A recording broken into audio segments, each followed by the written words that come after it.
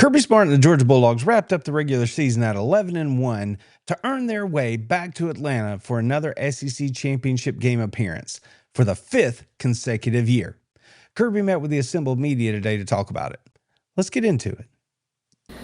Yep, I guess most of you guys were on the conference last night, so there's not a lot to say that hadn't been said.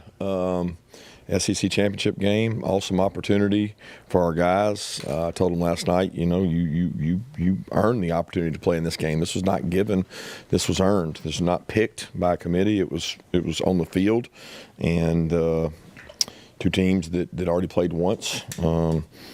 Both played really daunting SEC schedules, and get a chance to battle it out to see who the SEC champion is, which a lot at stake and always is.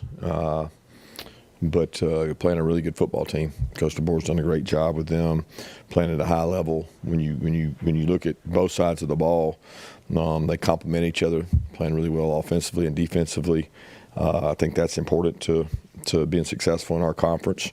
And they've got a good group of players, and their staff's done a great job to put them in this position. So this will be our guys' opportunity to go out and play in a place that we've played a lot of games in, and I'm excited for the opportunity. It's always a great atmosphere and crowd, and then the viewership, the people that watch it across the country is always really high. So I'm excited for our guys.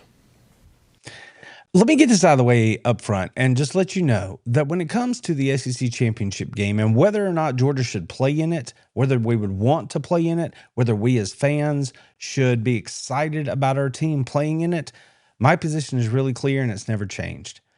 I think that winning the championship for the best college football conference in the land matters. I think it's important.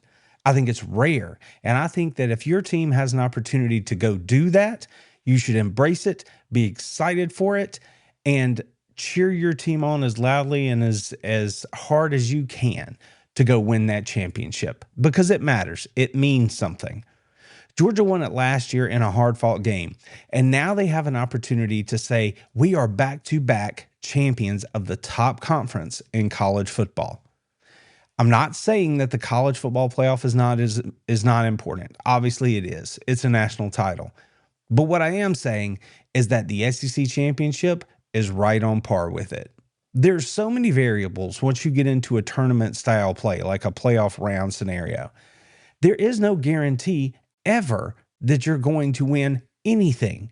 When you have an opportunity to go on the field and earn it between the white lines, you should be excited about that. So I, for one, join Kirby in being a little old school and understanding exactly what this game has always meant, and to my point of view, what it still means.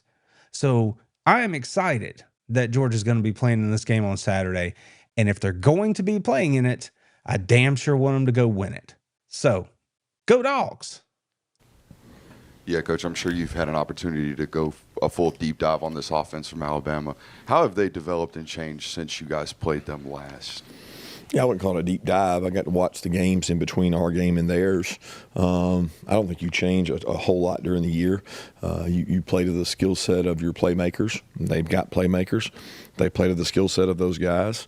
Ty's still playing really well. He's extremely athletic. He can extend plays. He knows where to go with the ball. He knows defenses. He's played a lot of football, and he's played with a lot of confidence. So I don't think there's a lot of change. I mean, they're really good at what they do, and they do a great job with shift, motion, keeping you off balance with tempo, vertical plays, horizontal plays. They do a great job. The one thing we knew about Kalen DeBoer when he came to Alabama from Washington, his entire career was based on being a good offensive guru, schematic type guy. And when the money is on the line for Alabama, he's shown up as that. He's shown up as somebody who has a good game plan, knows how to use his players, and for the most part, they execute very well in big situations. Now, putting that aside, we have to be honest about what happened in the first meeting between Georgia and Alabama. There are 3 plays in that game that essentially determined it. I know it never comes down to any one play, but the facts are that Nate Fraser's fumble gave Alabama a short field, which they cashed in. Then we have a dropped touchdown pass where a true freshman just fails to make a play. Then we have the choice to go for it on 4th down and not kick field goal there late in the game, which would have potentially tied the game. So, yes, Georgia had every opportunity to win that game, and Alabama deserves all the credit for coming into Sanford Stadium, a hostile environment. I was on the field. It was loud, and executing at a level that allowed them to win that football game. The thing about this game on Saturday is exactly the same as what happened at that game back in September. It will be determined by what happens on the field on Saturday between the lines. There is no history, there is no future that has any impact on what's going to happen when the game kicks off on Saturday. So, will Georgia show up ready to play? Will they show up and play with the kind of consistency that they played with all year, especially the back half of the year as they figured some things out? Will Ty Simpson, who I have been extremely positive about this entire year, will he continue to be able to carry the Alabama Crimson Tide? Because up until this last weekend, they couldn't run the football very well. Now, they did it against their arch rival Auburn, and that is a pretty salty defense, so kudos to them. But time after time after time, it has been Simpson that has carried this team to victory. So can he do it again? Will things be different the way Georgia attacks Simpson? Think back to the first half against Alabama at home back in September. Georgia let him pick them apart in zone, and Simpson was on the money. Red dot all over the field, made Georgia pay. Or will they look at what's happened against Alabama over the course of the rest of the year, where teams have decided to bring a little bit more juice, a little bit more heat to Simpson, get him off his spot, rattle him a little? We're going to find out on Saturday. We don't know. I know what I would do. But the bottom line is, if Simpson shows up and plays as well as he did against Georgia in September, then Alabama's going to have every chance to win this football game. But if Georgia can get him off his mark and shake him a little bit, speed up his internal clock, then I think that gives Georgia a really good opportunity to win this football game. But regardless, just look at the spread on the game. It's like 1.5. So this is a pick 'em. It could literally go any way. So it comes down to who performs, who executes on Saturday. Both teams are coming into this game a little banged up. So that's not something that you're going to hear me talk about other than to say it is a reality. Starters are starters for a reason, right? So if Alabama's tight end can't go, if their number one running back can't go, if Georgia's number one center can't go, those are things that these teams will have to overcome. But ultimately, there are 10 other guys on the field and a guy replacing those players. So you just got to go out there and play with the guys you got and then execute and perform better on game day. Coach, you were talking about the progression of Gunner yesterday in terms of how the team's changed, in terms of the identity. Is the offense right now pretty much what you thought it would be? In the spring, you said you'd have to run the ball, or have you guys been able to do some different things or evolve a little bit? I'm not sure your question. Is our offense what I think it would be? I'm very pleased with what our offense has done this year. I'm very pleased with the total package of how they utilize the skill set and the strengths of the team. Considering 2 to 3 freshman linemen have been in there a lot, I've been really pleased with that group. The ability and the commitment to the run complements what Gunner does well, and I'm pleased with where those guys have been. Yeah, kind of a nebulous question there from Mike, but you get where he's going, right? Is this what you thought it would be, essentially? And Kirby says, yeah. I mean, if they're healthy, we were going to prioritize running the football. They've done that. And because they have been able to do that successfully, we see that unlock what Gunner can do in his run game. And I specifically, never had a doubt that he could get it done in the passing game because the tight end weapons were there, the wide receiver weapons were there. And yes, we've suffered some injuries in those positions as well. So they've fought through, they've done the best they can. And on the whole, I think you have to look at what Georgia's done offensively this year and go, yeah, that's pretty good.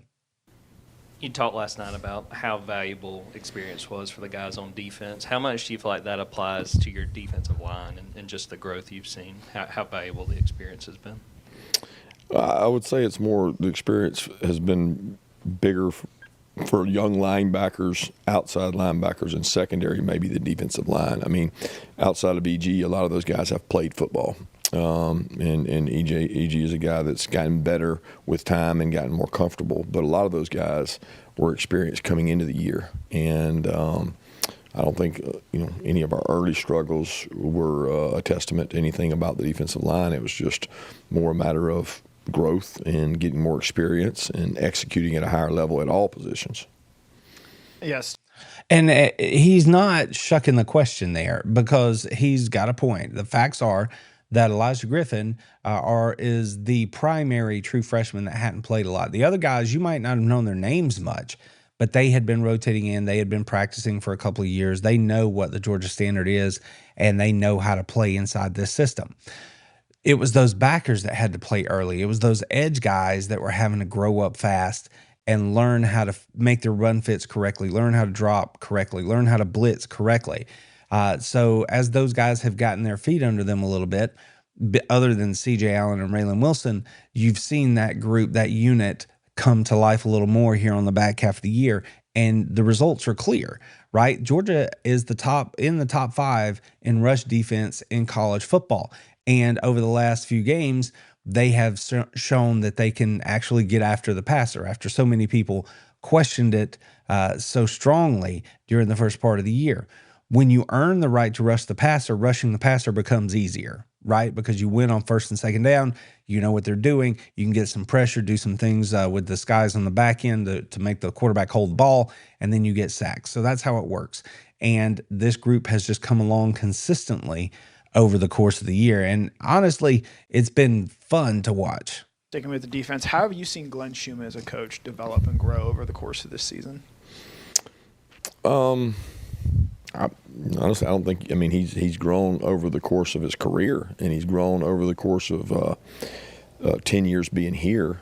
But specifically this year, I don't think he's had to grow. I think he's had to do a great job of deciding what this group does best and trying to utilize and improve the skill sets.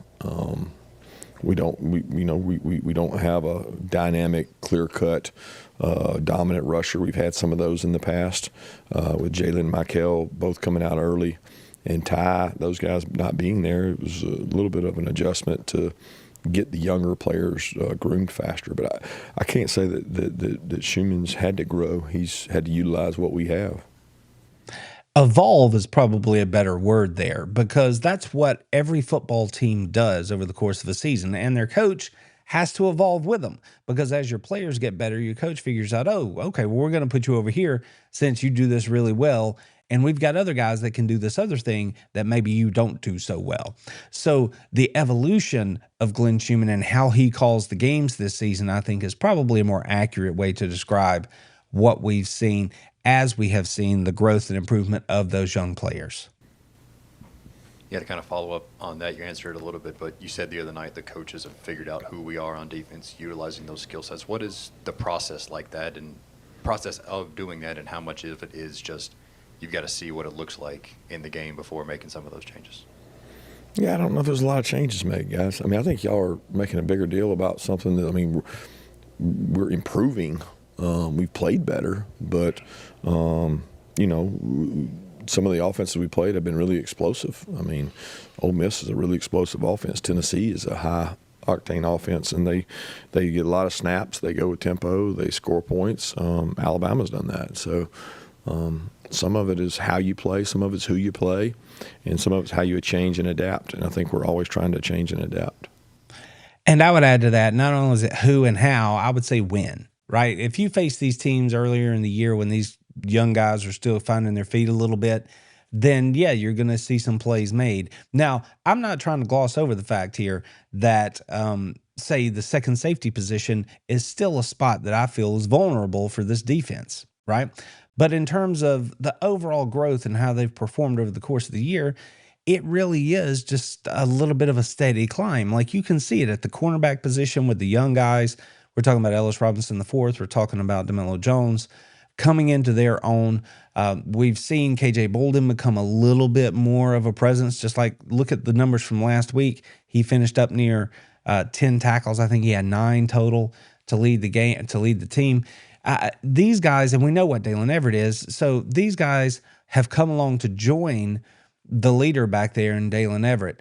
And if you look at the linebacker core, we just talked about that a moment ago, as well as the defensive line, and they just continued to improve. Again, the evolution of this young talent. As young talent learns what to do, they become more confident, they play freer, and then you see bigger plays happen more regularly. Kirby Signing Day is coming up Wednesday. Are there any advantages to it being the week of the SEC championship game? Any disadvantages? How are you going to handle the scheduling, and would you like to see the date changed? Yeah, I mean, change to win. Win's a good time to have it. Last week, the next week, I mean, there's no, they made the decision a long time ago to move this in front of your roster changes and additions to your own team so that you would have one thing squared away. You got to remember, as little as 2 to 3 years ago, we had portal going on and signing date going on. So, I mean, I was in the decision-making process when it went to signing on the week of the SEC championship. I didn't like it then. I don't like it now, but I don't have a better answer. There's a calendar timeline. There's an academic calendar to universities and also high school kids. There's not an opportune time to have it. And so you do what's best for the most and not necessarily the least or the teams that are playing. It makes for some tough challenges this week for sure, but people understand that. They respect teams that are still playing. When we're talking about signing day, the way recruiting has evolved, most of these teams, especially the top tier teams, already have the majority, like 98, 99% of their classes wrapped up, locked up before we ever get into the middle of the fall. So back in the summer. And then it's just a matter of staying in touch with them and holding their hand and getting them to the finish line, which is what this week is. So the date around this, I think, is probably the least complex thing to navigate. Now, I'm not taking anything away from what Kirby said there. I'm sure it has its own challenges. But as he referenced, think back to when the portal was going on right in the middle of this window. You didn't even know who on your current roster was looking to leave as you're practicing to get ready to play a big game. And if you are successful the way Georgia has been, this is just an issue you're going to have to learn to deal with. So of all the things in terms of a calendar, like the transfer portal windows, things like that, I think this is the least complicated of them because of the way recruiting has evolved to this point. But it still, as he points out, is not something that's easily navigated. But if you're not playing in these championship games, then clearly it's an easier thing for you, right? It can be a whole event if you choose to make it that. If you are a Georgia or an Alabama or an Ohio State or whoever, then that means that, yeah, you got to juggle a few more balls. But with the size of these staffs that these coaches have put together, everyone has a role, their jobs are assigned, and that's how they make it through. Coach, obviously you've been in a lot of these championship-type moments since you were a coordinator.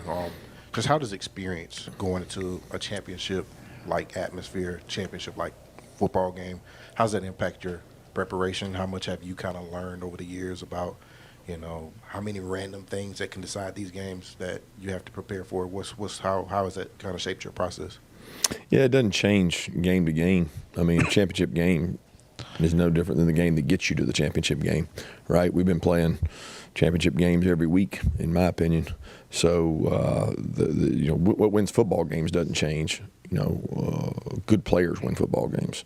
Not turning the ball over wins football games. Being explosive wins football games, and that will not change in this game. I mean, the turnover margin of the last game was a factor. Explosive plays of the last game was a factor. There'll be factors in this one. There'll be factors in the next one after this one. So that doesn't change, and I don't, if anything, the experiences you learn from playing in this are more about, time management with signing date going on, practice management, the load your players got, this extra week in the season. That's what we try to lean on from an experience standpoint. And I completely agree. I mean, clearly he's done it time and time again. And the bit there at the end is the most important, which is how do you spend your time when you're not playing? How do you spend your time in preparation? How do you spend your time in recovery? Those are the things that they're going to prioritize. And that's the sort of thing that if you haven't done it 10 times or however many times he's done it over the course of his career, 15, 18, whatever it is, then maybe you overlook that fact. Right? Maybe you go a little bit too hard. Maybe you try to squeeze in too many things right up until kickoff. And that gets in the way of the overall preparation and maintaining the right kind of attitude heading into the game. If the atmosphere around the game, and there is no bigger or greater atmosphere than the atmosphere around the SEC championship game, even now, that atmosphere only becomes a problem or an issue if you allow it to be something that your team focuses on. If you're focused on the process of practice and recovery and meeting and all those things that you do like a normal week, then he's exactly right. This is simply another game. It's just at a different time. And one thing's for sure, Georgia is used to playing on the big stage. It's a big game because Georgia is in it. So they're used to the spotlight. I think that is the least of Georgia's concerns heading into the championship game here on Saturday. They've been there. They've done that. We've seen repeatedly that they choose to trust the process. If they do that again, then like I said at the beginning, only thing's going to matter is what happens between the lines. Coach, touched on it briefly, but back to the identity part of things. You've been vocal about running the ball and how that's got to be like part of the winning culture here. How, if that identity has changed over the course of the season, how would you say it has, so to speak?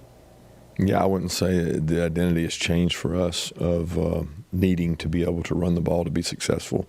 That can't change, not for us. Everything Georgia does offensively is based off the run. Once you establish your physicality along the lines of scrimmage, once you establish the fact that you are going to win your box time after time after time, then that allows you to have action in the run game, and that obviously opens up play action, the pass game down the field. You can choose to throw it when you want to, as well as with the Georgia current roster, you have a quarterback that can run, so that's going to unlock everything he can do in the run game as well. So everything offensively starts with Georgia's ability to run the football. Or just more so wondering, like, on a week-to-week basis, would you say, like, the team has, like, a broader identity, or is it more so, like, focused in on what it was at the beginning of the season?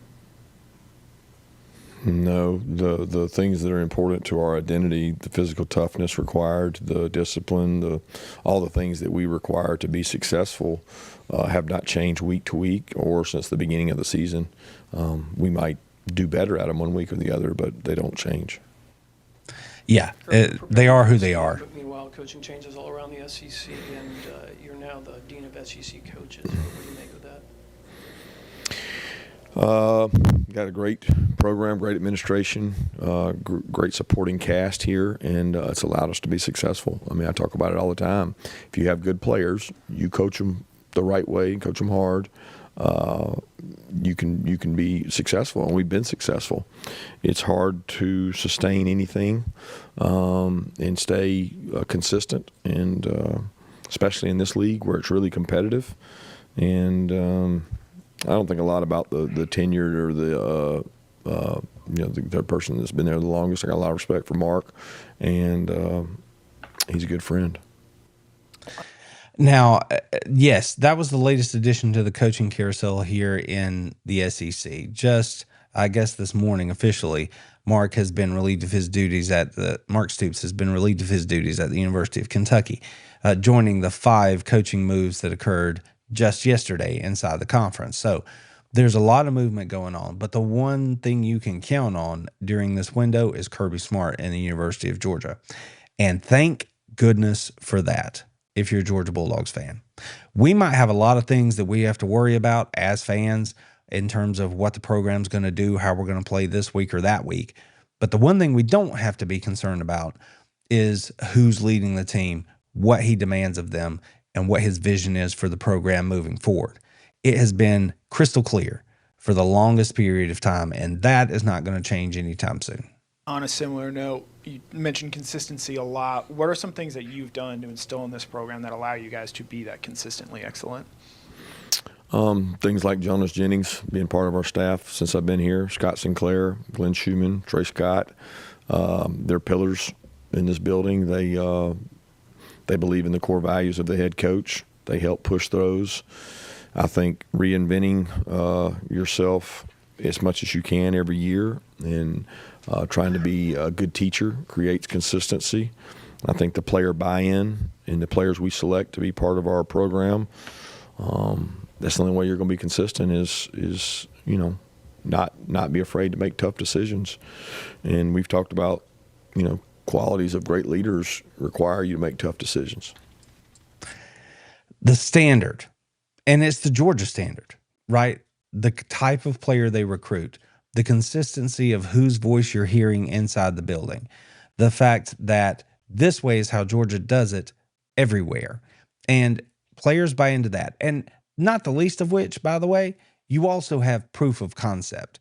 You have seen this program work again and again and again, both at the collegiate level, both at the player level, as well as at the NFL level, right? When you leave the University of Georgia. So any way you want to measure it, all you have to do is direct a recruit or young player's attention to, look at the success that we've had doing it this way. If you buy into what we're doing here right now, if you stay the course, then odds are you're going to be successful at the end and you are going to achieve your goals, but you can't run from hard. This is not for everybody. But if you stick it out and you make your way through it, you are going to be a better football player and a better man in the end. I would think that Drew has helped Gunnar be comfortable back there, helping him out with his experience. But how much has Drew really helped those true freshmen, be able to play this year? And what comfort does he bring to those guys? Yeah, he's very knowledgeable of the game. He grew up around it, in it. He understands football. He knows leverages. He knows a lot about what's going on. He and his dad have a great relationship that allows him to know a lot of things and make a lot of checks and put us in right situations a lot of times. So he's certainly a really good football player. They're talking about Drew Bobo, and we all know he was injured against Georgia Tech. As of now, there has been no real clarity on his injury or how long he's going to be out. But we have to assume that he will not be able to play in the championship game on Saturday. Now, if we see him, amazing. That would be great for Georgia. But we have to assume that he's not going to be there. So the fact that he makes it easier for the players around him, which is what any great center does along the lines of scrimmage, then that just speaks to exactly what Kirby said there, his knowledge of the game, his love of his teammates, the fact that he understands how everything works together. All those things are invaluable. Even if he can't play, he has played with those young men enough do they know if they have a question, they can come talk to him. They can look to him for advice or steadiness on the sideline. But if he does play, clearly he brings everything he brings physically to the game as well, and that would be great for Georgia. But like I said, we have to assume that the Dogs will be without Drew Bobo. That doesn't mean he can't have an impact on the game on Saturday, just talking to his young men on the sidelines. Kirby, there's obviously, you've coached in a lot of rematch games from the regular season, and is there any, how much of the gap between games matters? I mean, there's been some that, like 2021 Alabama was a month later, and 2017 Auburn was like 3 weeks later. Texas was a little further. Does the gap matter in terms of the dynamics of a rematch? No, I mean, unless you just beat up and got a lot of players missing, which they're pretty beat up. We're pretty beat up. The gauntlet of the stretch that they played and we've played has, impacted both of our seasons. I think, we both had people coming in or coming out of lineups the last time we played, and now you look at the long spell between games, 7, 6, 7, 8 games, whatever it is. It's both teams are coming out of and coming into injuries. But in terms of the X's and O's and the schemes, in terms of the gap, I don't think so. I mean, you evolve as a team. You have trends, but good teams do what they do. There's not going to be a lot of change, and both these teams are good teams. Yeah, it's pretty straightforward. They're going to do what they do, and they're going to execute it at a high level with good players, and that's how you win. The first part's the most important part. If since the last time you faced them, they've suffered some major injuries that are going to impact the game, then clearly that's something they have to overcome. Just like Georgia's going to have to overcome it if there's certain guys that can't go for the Dogs this Saturday. So in that regard, they're on equal footing. That's why I said I don't love to talk about injuries that much, because it's just part of football. It is what it is, and you have to embrace the new people who step into those roles, coach them up, get them ready to go, and then go play with the guys that you have. Yeah, where have you seen Gabe and Quintavious just progress the most throughout the year, and especially looking back on that first matchup with Alabama since then? Confidence in repetition, and I think they both are very knowledgeable, a little more experienced. A lot of practice reps between that game and this one. Quite a bit of game reps between this one and that one. I mean, Gabe's a little older. Q, was still kind of coming into his own. He was young then, and he's grown up a lot. He's had to grow up because he got forced into playing time at an early age last year and even this year. And he's accepted that role, and he's improved. I like the fact that Kirby spoke about Q in particular there, because I've been fortunate enough to have an opportunity to talk to Q at several of the games this year after the game. They put them up for post-game comments, and Q is always very sincere in the way he answers. And I've asked him several times about how have you seen the defense progress? What's it like in terms of working on the pass rush? How do we feel about stopping the run? All those things that are key to what he's doing. And to listen to him talk about it, he speaks about it in such a way that he has internalized the coaching, and he takes that with him onto the field. And at that point, you're just trying to become an athlete and do your job, right, to the best of your ability. So when Kirby says that he's grown up a lot, believe me when I tell you, you can see that both in the way he plays, but just on a personal level, the way he interacts with the media after the game. Like, you can tell that when he says something now, he's standing on it 10 toes down. Not that he wasn't in September, just that after you have proof of concept and you've done it a few times and you're like, yep, that's right.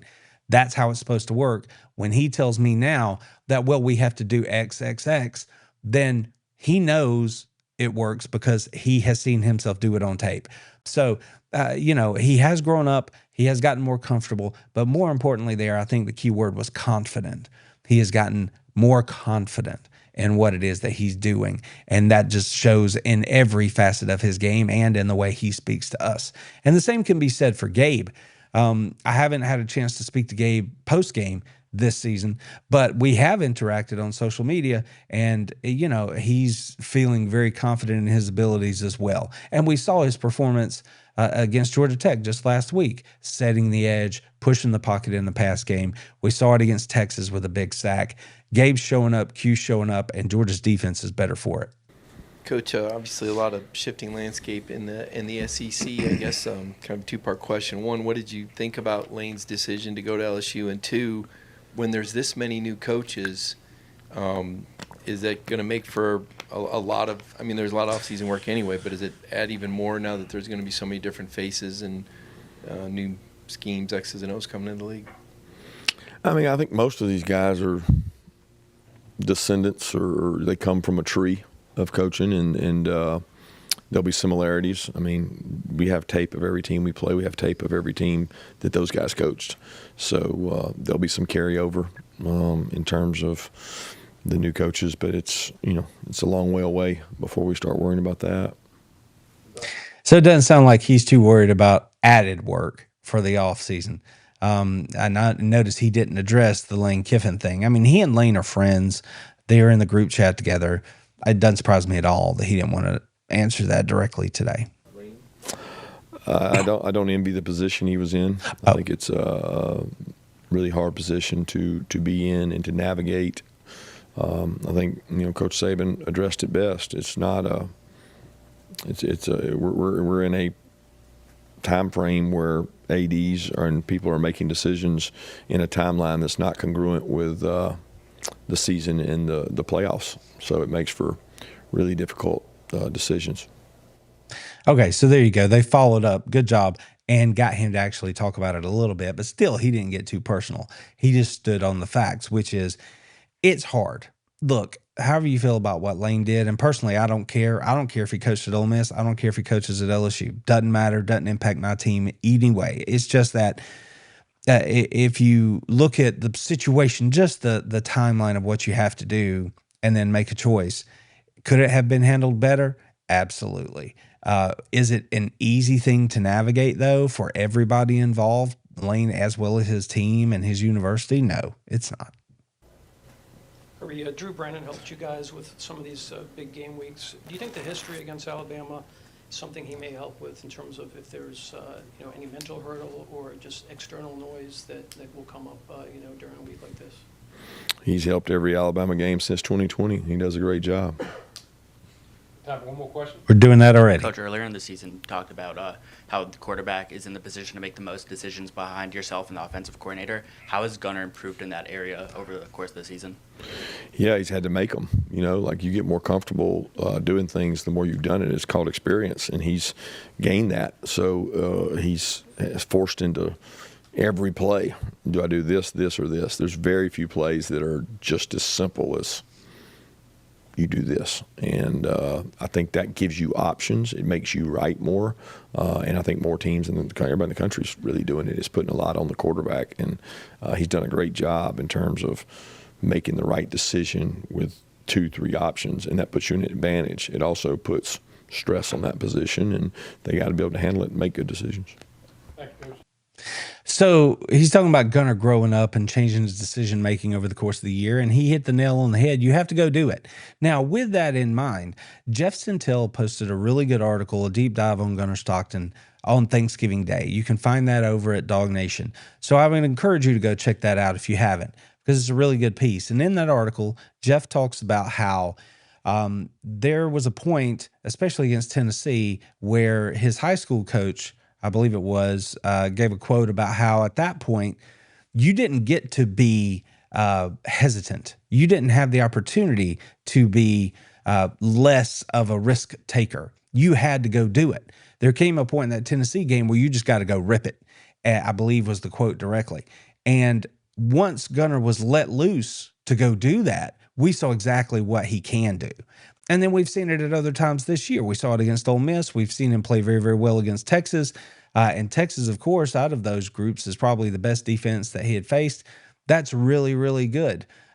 So it's not that we don't know what Gunnar can do. We did know what he can, at least I knew what he could do, and I'm happy to see that he went out there and showed it. But it's like Kirby said, it's just that he's had to go do it now. So he knows that he can do it at this level. I'm sure he didn't really doubt himself, but now he knows that he can do it. And his team believes in him that when the money's on the table, Gunnar's going to go out there and lay it on the line. And more often than not, he's going to get it done. You don't get to 11-1 if you can't. This week, the Dogs take on Alabama in the SEC championship game. I'm fired up for it. I want us to go win another SEC championship, and I can't wait to see how it all unfolds. Go Dogs! Told them, how about them fucking dogs? That's what I told them.